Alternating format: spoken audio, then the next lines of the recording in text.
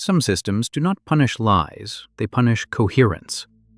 In these environments, truth is not dangerous because it is forbidden, but because it does not function. Facts fail to organize experience. Logic fails to predict outcomes. Cause and effect lose reliability. The individual is not corrected or opposed, they are simply made irrelevant. This produces a specific kind of pressure, not fear of consequence, but confusion about rules. People cannot tell what matters, what persists, or what will be recognized. Stability dissolves, not through violence, but through inconsistency. When this happens, honesty becomes risky, not because it is immoral, but because it assumes a structure that no longer exists. Speaking clearly does not clarify anything. It exposes the speaker to contradiction without resolution. In such systems, power does not need to assert itself openly. It shifts rules mid-conversation. It rewards compliance one moment and mocks it the next. Authority becomes unpredictable, not chaotic, but unaccountable. This environment trains a subtle adaptation. Individuals stop asking what is true, they start asking what is expected, even when expectations change without notice. Orientation replaces understanding, survival replaces meaning. Over time, this erodes something essential, not belief, but reference. People lose the internal markers that tell them where they are in relation to the world. Identity becomes reactive, language becomes unstable, memory loses authority. This is not madness, it is dislocation. The most dangerous systems are not those that forbid truth, but those where truth no longer works, where being accurate does not help, where consistency is treated as naivete. In these conditions, the problem is not lying. The problem is that truth has nowhere to land. This is where the pattern begins. Alice enters a world that initially feels strange but navigable. The rules are unclear, but they appear playful. Contradictions are frequent, yet they are presented as quirks rather than threats. At first, this environment seems to invite curiosity rather than caution. Alice responds in a familiar way. She tries to understand. She listens carefully. She asks questions. She applies logic learned elsewhere and assumes it will function here as well. When something does not make sense, she expects clarification to follow. This response is important. Alice does not arrive intending to disrupt or resist. She assumes that confusion is temporary and that consistency exists beneath the surface. Her behavior is rational within systems that reward explanation and coherence. When she encounters contradictions, she does not immediately challenge authority, she attempts to reconcile it. She adjusts her expectations, recalculates, and tries again. Each failure is treated as a misunderstanding, not as a structural feature of the environment. The world around her encourages this interpretation. Nonsense is delivered confidently. Authority figures speak with certainty, even when their statements conflict with themselves moments later. This creates the impression that clarity is possible if only one listens more carefully. So, Alice persists. She keeps track of conversations, she remembers previous statements, she attempts to hold the environment accountable to its own logic.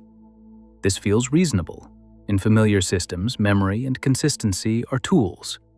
They allow individuals to orient themselves and negotiate meaning. At this stage, Alice's behavior appears cooperative. She is not defiant, she is engaged. She is trying to adapt without surrendering her internal framework. This is the familiar pattern. A person entering a confusing system assumes that patience and attention will resolve confusion. But the system does not respond to this effort. Instead of rewarding understanding, it treats coherence as optional. Rules are invoked only when convenient. Explanations contradict each other without acknowledgement. Authority figures change expectations without signaling the shift. Alice does not yet recognize this as structural. She continues to search for alignment. She believes that clarity is delayed, not absent. This belief keeps her participating. From the inside, her persistence feels sensible. To stop trying would feel premature. To abandon logic would feel irresponsible. The environment encourages this hesitation. It never clearly announces that understanding is irrelevant. This is why the pattern holds. Alice's effort sustains the interaction. Her questions give the system something to respond to, even if responses are inconsistent. Her search for meaning keeps the world active. At this stage, nothing feels openly hostile. Confusion is framed as play. Authority is framed as eccentric rather than absolute. Alice remains oriented toward explanation. The familiar pattern is not resistance, it is trust. Trust that the world, however strange, is still organized around something that can be understood. Structural tension appears when effort stops producing orientation. Alice continues to behave reasonably, but the environment no longer responds in ways that confirm her approach. What changes is not her intention, but the reliability of feedback. At first, inconsistency felt local. One conversation did not make sense, but another might. One rule failed, but another might hold. Over time, Alice begins to notice that inconsistency is not accidental. It is distributed evenly. No area of the system behaves predictably for long. This alters the cost of participation. Each attempt to understand now requires more effort than the last. Memory stops helping. Past statements are not referenced. Previous explanations are denied or ignored. Cause and effect dissolve into sequence without meaning. Things happen, but they do not connect. Alice's internal framework begins to strain under this pressure. She still assumes that clarity exists somewhere, but locating it becomes exhausting. The work of interpretation grows heavier while the reward disappears. Importantly, the system does not block her. It continues to engage, it answers questions, it issues commands, it reacts. But its reactions do not accumulate into understanding. Interaction continues without progress. This creates a trap. Alice is given just enough response to keep trying. Each interaction suggests that understanding is one more step away. The system does not collapse into silence, it sustains motion without direction. As tension increases, Alice begins to feel disoriented rather than confused. Confusion assumes resolution. Disorientation does not. It is the feeling of being unable to locate oneself within a structure. Rules now appear and disappear without warning. Authority figures contradict themselves and deny having done so. Time feels unstable. Size, position, and status shift without explanation. None of this is framed as error. It is treated as normal. Alice is not corrected for misunderstanding. She is corrected for expecting consistency. This is the key shift. The environment begins to punish the assumption that rules persist. When Alice refers back to something previously stated, she is treated as unreasonable. When she seeks clarification, she is treated as slow. When she insists on logic, she is treated as disruptive. The tension is no longer between Alice and individual figures. It is between Alice and the structure itself. The system resists being mapped. It resists being held accountable to its own statements. At this point, adaptation requires a new sacrifice. Alice must either abandon her internal reference points or continue exhausting herself against a system that does not acknowledge them. Neither option is framed as a choice. The system does not present alternatives. It simply continues behaving as it does. This is how pressure accumulates without overt threat. No one tells Alice she must change. The environment simply stops rewarding coherence. Over time, maintaining logic becomes costly. Letting go becomes tempting. Structural tension is not conflict, it is attrition. Alice has not failed to understand the world has stopped responding to understanding. Machiavelli is interested in how authority maintains itself when rules are unstable. He observes that power does not require consistency, it requires control over expectation. From this perspective, the world Alice enters is not chaotic, it is strategic. Authority here does not explain itself, it does not justify decisions, it does not preserve continuity. Instead, it shifts, and in shifting, it prevents challenge. When rules change without warning, opposition cannot form. There is nothing stable to oppose. Alice assumes that authority should be accountable to its own statements. Machiavelli would recognize this assumption as a weakness. Accountability requires memory. Memory requires agreement on what has happened. In this system, neither is reliable. Those who speak with authority do not need to be correct. They need to be unchallenged. When Alice questions contradictions, she is not engaging in debate. She is exposing herself.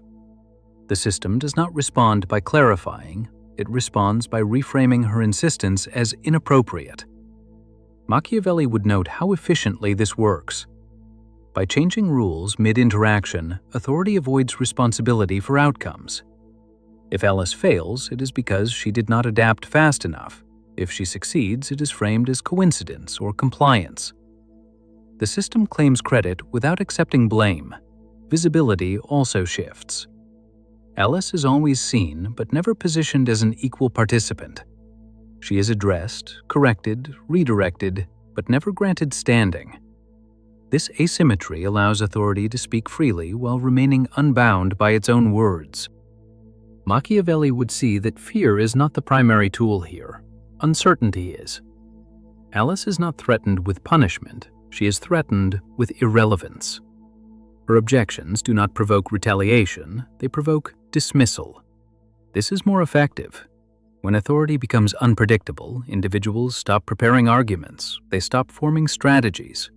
They begin reacting instead of acting. Power no longer needs to assert itself, it simply moves. Alice's mistake, from a Machiavellian view, is not moral, it is strategic. She treats language as binding in a system that treats language as disposable. She expects explanation where explanation would only create leverage. The system does not silence her, it outpaces her. By the time Alice understands that rules are being used tactically rather than structurally, she has already lost ground. The environment has trained her into constant adjustment. Each adjustment reduces her capacity to resist. Machiavelli would conclude that this form of power is highly efficient. It requires no violence, it requires no enforcement. It dissolves opposition by exhausting orientation. Authority remains intact not because it is respected, but because it is impossible to pin down. In such systems, truth is not dangerous, it is simply useless. Jung becomes relevant when a system no longer challenges behavior but erodes orientation.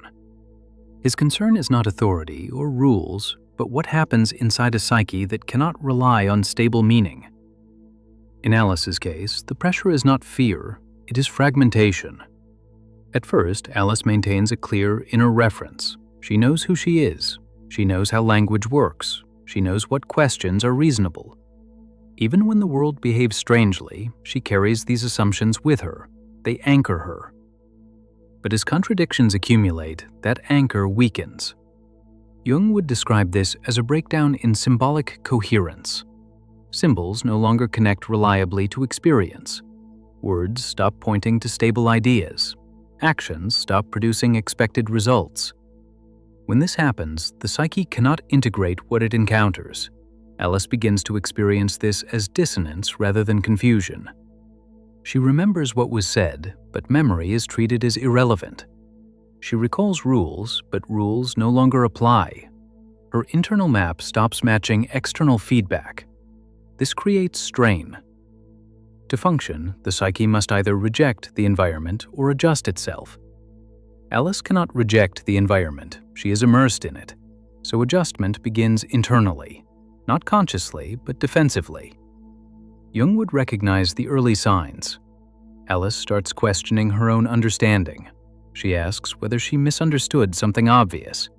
She wonders whether the fault lies in her perception rather than the world's inconsistency. Self-doubt replaces external critique. This is the beginning of internal fracture. Her ego, which depends on continuity and recognition, loses confidence. It can no longer predict outcomes or trust its own reasoning. To cope, parts of Alice's experience are pushed aside. She suppresses objections, she restrains her questions, she limits expression. These suppressed responses do not disappear, they accumulate in the shadow. The shadow here is not aggression or immorality. It is confusion, frustration, and a growing sense of unreality. Alice feels herself shrinking, not physically, but psychologically. Her presence becomes tentative. She waits for cues that never stabilize. Jung would note that prolonged exposure to such conditions leads to dissociation. The individual remains present but less engaged. Emotional responses flatten, curiosity dulls. The psyche conserves energy by narrowing awareness. Alice does not lose her identity all at once. She loses access to it in pieces. She becomes cautious about asserting meaning. She avoids committing to interpretations. She adapts by becoming lighter, less anchored. This adaptation allows survival, but at a cost. Integration is postponed. The psyche remains divided. Jung would not frame this as pathology. He would frame it as a response to an environment that refuses to mirror the self. When no stable reflection exists, the psyche fragments to protect itself. Alice is not broken. She is unmoored. And an unmoored psyche does not collapse immediately. It drifts. Nietzsche enters when values stop orienting behavior. He is not concerned with whether values sound reasonable, but whether they function under pressure. He asks what values are built for and what happens when the environment no longer supports them. In Alice's case, this question becomes unavoidable. Alice arrives with inherited values. Truth matters, reason should be rewarded, fairness should follow consistency. These values are not naive. They work in systems where cause and effect remain aligned. They assume a world that responds to effort with feedback. At first, Alice relies on these values instinctively. When something is wrong, she expects correction to matter. When something is unclear, she expects explanation to help. Her values guide her responses and give her confidence in how to proceed. But the environment does not cooperate. Nietzsche would observe that values only survive when they are reinforced by reality, when honesty produces clarity, when logic produces stability, when fairness produces predictability. In this world, none of these links hold. Alice's values begin to fail, not because they are challenged, but because they are ignored. Truth does not correct anything. Logic does not stabilize interactions. Fairness is not acknowledged as a principle. The environment does not punish these values directly. It simply refuses to respond to them. This is where Nietzsche would see danger. Values that no longer shape outcomes become burdens. They demand effort without return. They ask for discipline without reward. Over time, this creates resentment, not toward the world, but toward the values themselves. Alice begins to feel that insisting on sense is costly, that holding on to consistency makes her slow, that expecting coherence isolates her. Her values stop helping her survive the environment and start marking her as out of step with it. Nietzsche would describe this as the weakening of value authority. Values lose their claim to necessity. They become optional, even obstructive. Alice is not asked to abandon them. She is pressured to outgrow them. But outgrowing values is not simple. These values were not chosen freely. They were inherited. They structured Alice's sense of self. Letting them go feels like loss, not liberation. So tension builds. Alice can continue holding values that no longer function at the cost of increasing frustration, or she can release them at the cost of internal disorientation. Neither option feels like strength. Both feel like erosion. Nietzsche would note that this is not moral collapse. It is value exhaustion. When values fail repeatedly, individuals stop asking whether something is right. They ask whether it matters. Meaning gives way to adaptation. Orientation gives way to endurance. At this point, values no longer guide action. They trail behind it, offering commentary without influence. Alice may still believe in truth and logic, but she no longer expects them to work. Nietzsche would say that values built for one environment cannot survive unchanged in another. Either they transform or they hollow out. Alice's values resist transformation because the environment offers no alternative framework. It only dissolves. This leaves Alice suspended between belief and disbelief. She does not reject her values, she simply stops relying on them. That is the critical shift. Values do not die loudly, they fade when they no longer organize experience. And when values fade, the individual is left navigating without a compass. Not because they rejected meaning, but because meaning stopped responding. After the shift, the narrative no longer revolves around discovery or misunderstanding. It revolves around persistence. Alice continues to move through the environment, but her relationship to it has changed. She no longer expects coherence to emerge through interaction. Earlier, each encounter carried the possibility of clarification. Now, encounters feel self-contained. They begin and end without accumulating meaning. The world responds, but its responses do not build on one another. This alters how Alice participates. She stops treating language as a tool for resolution. Words are still exchanged, but they are no longer trusted to stabilize anything.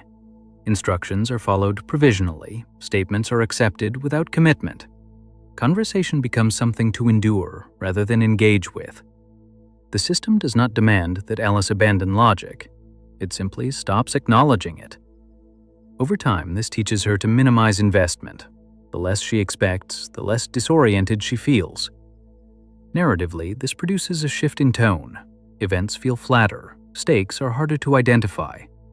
There is movement without direction. The story continues, but it no longer promises progress. Alice adapts by narrowing her focus. She attends to immediate cues rather than underlying structure. She reacts instead of interpreting. This makes navigation possible, but it also reduces her sense of agency. The world feels less hostile than indifferent. It does not oppose Alice's reasoning, it simply ignores it. This is more exhausting than resistance. There is nothing to push against, no clear boundary to test. As a result, Alice becomes lighter within the story. She occupies less conceptual space. She speaks less, questions less, asserts less. Not because she has learned submission, but because assertion no longer produces orientation. The narrative reflects this. Authority figures continue speaking confidently, rules continue shifting, outcomes continue arriving without explanation. None of this is framed as crisis. It is treated as normal operation. The story does not move toward resolution, it moves toward normalization. Alice remains present, but she is no longer centered. The environment does not require her understanding to function. It does not collapse without her engagement. It continues on its own terms. This is the quiet outcome of the shift. Not defeat and not transformation, just continuation under new conditions. The narrative does not punish Alice for trying to understand. It simply stops responding to the attempt. Figures like Alice endure because they reveal a failure that is difficult to name and easy to normalize. Not the failure of morality and not the failure of intelligence, but the failure of reference. A system can continue operating even when meaning no longer organizes experience. In such environments, power does not need to be forceful. It does not need to silence disagreement or defend itself against critique. It only needs to remain inconsistent. Inconsistency prevents alignment. When expectations shift continuously, nothing stable forms around which opposition can gather. Alice does not encounter a clear enemy. She encounters a structure that cannot be mapped. Authority appears everywhere and nowhere at once. Rules exist, but only temporarily. Explanations are offered, but they do not bind future action. This makes resistance difficult to locate. Alice's values do not collapse under attack. They fade through irrelevance. Truth does not provoke punishment. Logic does not invite correction. Fairness does not trigger response. These values remain intact internally, but they stop shaping outcomes. Over time, this creates a quiet adjustment. Individuals stop using values as tools for orientation. They begin using them as private references, detached from consequence. Public behavior adapts, internal belief retreats. This is not submission in the dramatic sense. It is accommodation. The system does not demand that Alice abandon meaning. It simply stops acknowledging it. In response, Alice narrows her engagement. She speaks less precisely. She questions less insistently. She adapts to immediate cues rather than underlying structure. Nothing breaks visibly. The world continues. Conversations continue. Authority continues to speak with confidence. Events follow one another without explanation or accumulation. The absence of resolution becomes ordinary. In this condition, identity thins, not because it is denied, but because it no longer finds reinforcement. The individual remains present, but less anchored. Participation continues, but without orientation. This is why such systems are difficult to challenge. They do not declare themselves hostile to truth, they simply render it unnecessary. And what is unnecessary is easy to set aside. There is no conclusion offered here, no correction implied, no lesson extracted. The system remains as it is. The individual remains within it. The only thing that changes is expectation. And once expectation adjusts, incoherence no longer feels like a problem. It feels like the environment. Until the next observation.